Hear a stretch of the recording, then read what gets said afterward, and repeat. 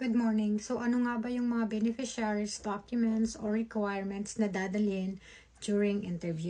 Pag sinabing beneficiary, yun po yung mga ipipetisyon ng partner ninyo or yung nag-a-apply ng visa. So number 1 requirement for the interview is DS-160 form. Pangalawa, appointment letter or appointment confirmation. Pangatlo, payment slip.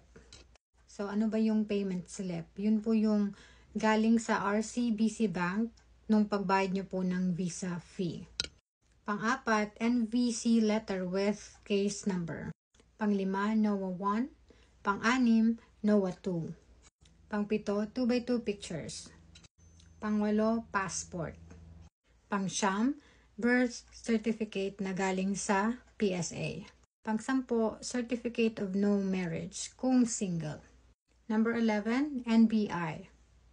And lastly, medical.